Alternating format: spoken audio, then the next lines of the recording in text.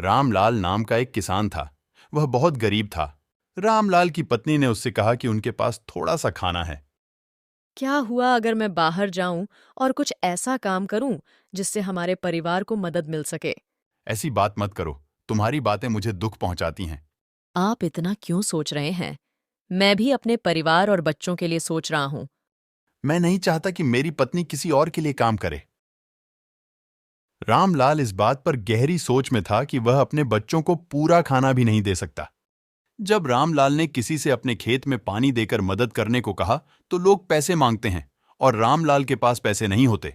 रामलाल यह समझाने की कोशिश करता है कि अगर खेती अच्छी हुई तो वह उन्हें पैसे लौटा देगा। एक दिन खेती करते समय वह बहुत भावुक हो गया और अपनी पत्नी और बच्चों के बारे में सोचने लगा कि वह उन्हें एक आदर्श जीवन देने में असमर्थ है। गांव का जमींदार रामलाल का इंतजार कर रहा था कि जब वह मदद के लिए उसके पास आएगा तो वह उसकी खेती की जमीन खरीद लेगा। मैंने तुमसे कई बार कहा है कि तुम अपना खेत मुझे बेच दो।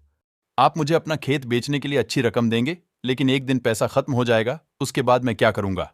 यदि आप मेरी मदद करना चाहते हैं तो आपसे अनुरोध है कि कृपया मेरे बच्चों को सरकारी स्कूल में प्रवेश दिलवा दें ताकि उन्हें मध्याह्न भोजन मिल सके। ठीक है, आप इतना कह रहे हैं। मैं देखूंगा कि मैं आपके बच्चों के लिए क्या कर सकता हूं। हमारे पास केवल आज की रोटी है। मुझे नहीं पता कि कल मैं बच्चों को क्या खाने को दूंगी। आप बच्चों को खाने के लिए दीजिए, मैं कुछ काम की व्यवस्था कर सकता हूं ताकि मैं कल के लिए कुछ रोटी की व्यवस्था कर सकूं। जमींदार को धन्यवाद कि उन्होंने रामलाल के बच्चों को स्कूल में प्रवेश दिया ताकि बच्चों को मध्याह्न भोजन मिल सके। जब रामलाल कुछ नौकरी ढूंढने जा रहा था तो अचानक उसने एक अजनबी को अपने दरवाजे के सामने खड़ा देखा। रामलाल ने उससे पूछा कि वह कौन है।